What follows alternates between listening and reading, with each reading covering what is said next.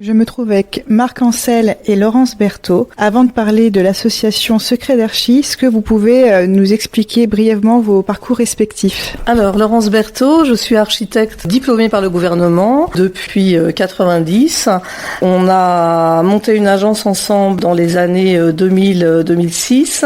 On a toujours cette agence qui exerce à Aulnay-sous-Bois et également une antenne en Creuse. Je suis fortement engagée dans la politique et la diffusion de l'architecture dans le cadre de son intérêt public, puisque j'ai été élue présidente de l'Ordre des architectes d'Île-de-France en mars 2003.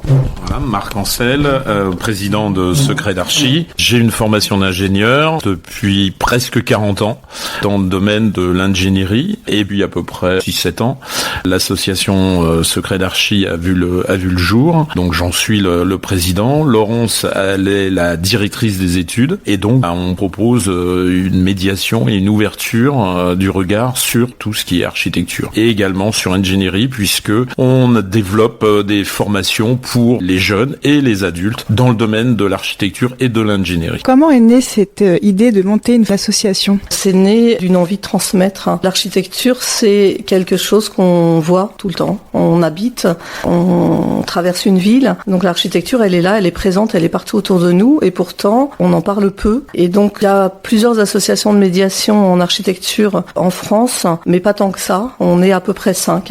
Secret d'Archi a voulu s'implanter dans le 93 de façon très volontaire, parce qu'on avait constaté que la seule offre de transmission de cet art et de cette culture architecturale se faisait à Paris. Donc on a été voir le maire d'Aulnay-sous-Bois pour lui proposer cette idée de transmettre aux enfants du 93 cet art et cette culture. Pouvez-vous nous dire quelle est la pédagogie que vous utilisez? Pour les cours, en fait, on a des ateliers le mercredi après-midi pour les enfants de 4 à 10 ans et pour les adolescents de 10 à 17 ans. Et puis on a une prépa d'archi qui accompagne les lycéens qui le veulent à rentrer en archi, puisque la sélection est assez compliquée, et il y a des prépas sur Paris qui là aussi sont assez chers pour les parents. Donc nous on propose aux parents 1 à 2 journées de formation à prix beaucoup plus compétitif que les prépas parisiennes. Donc comment se déroulent les cours? En fait, dans l'année, les enfants sont inscrits à l'année ou à l'atelier en fonction de leur appétence. Nous, on dit c'est mieux d'être inscrit à l'année parce qu'on fait vraiment une évolution sur l'histoire de l'architecture, l'histoire des villes, l'urbanisme, les grands architectes, les grandes architectes, parce qu'il y a aussi des femmes architectes, bien évidemment, et on défend cela. Et puis on finit par, voilà, vous avez fait 1 an d'architecture avec nous,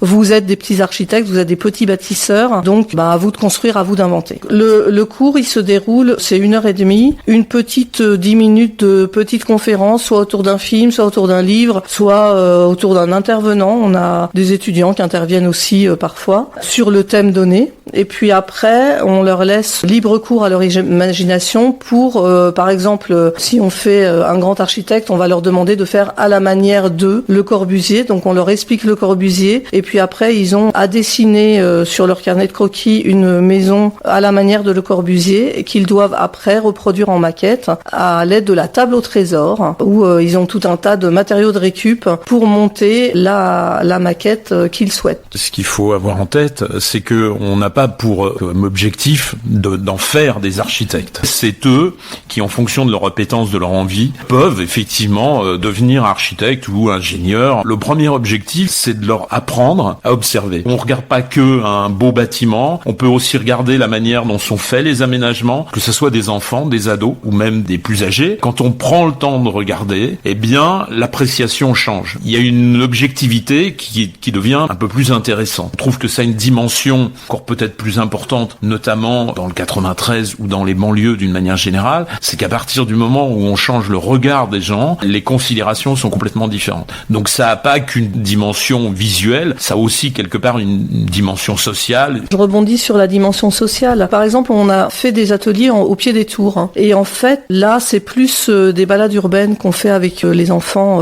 ou les adolescents des quartiers entre guillemets défavorisés. J'aime pas trop ce mot parce qu'ils le sont devenus, mais ils l'étaient pas en fait. Ils l'étaient pas. La Courneuve, au départ, il y avait un bien vivre ensemble qui n'existe plus. Et en fait, en faisant ces balades urbaines, en leur faisant regarder la ville autrement, on leur redonne un regard de citoyen. Votre association souhaite créer un bachelor, c'est-à-dire un diplôme d'études supérieures de niveau Bac+3, d'assistant en architecture. Est-ce que vous pouvez nous en dire un peu plus sur ce projet? Là, c'est dans la continuité de la transmission et de la formation, notamment dans les banlieues. Les bachelors existent sur Paris. On s'est rendu compte qu'il y avait un grand nombre de jeunes adultes, bacheliers ou non, qui n'avaient pas forcément accès à Paris, même si les transports sont faciles. Parfois, dans des familles de cité, il faut aller chercher le petit frère à l'école à 4 heures. Et donc, il y a des modes de vie qui font que les jeunes adultes ne peuvent pas se rendre sur Paris. Au-delà de la transmission auprès du jeune public, l'association a maintenant fortement l'envie d'aller plus loin et permettre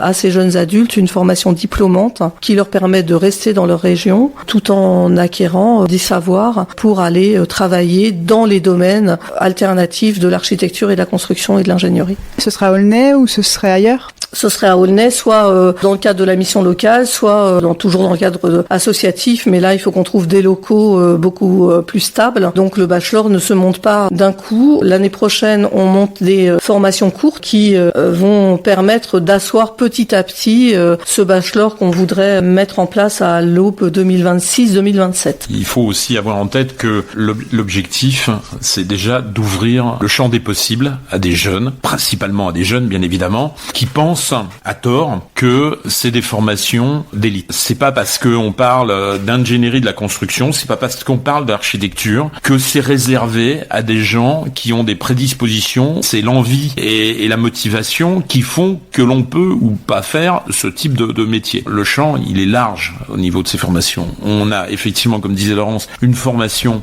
qui est sur la technologie de la construction, qui comprend des éléments techniques, mais qui sont une ouverture dans le domaine de l'ingénierie et de la construction et aussi éventuellement de l'architecture. C'est une ouverture assez large. C'est aussi pour ça qu'on propose différentes formations. C'est vrai que le bachelor, là, s'adresse à un domaine un peu plus spécifique qui est celui des assistants en architecture, donc plutôt à destination des cabinets d'architectes ou éventuellement des bureaux d'études. Mais au-delà de ça, il y a aussi des formations, puisqu'on propose même des formations d'assistantes techniques en cabinet d'architecte, donc plutôt de ce qu'on pourrait appeler du secrétariat. Une secrétaire technique en cabinet d'architecte, c'est une collaboratrice ou un collaborateur qui est extrêmement précieux pour un architecte. Vous proposez combien de formations actuellement ?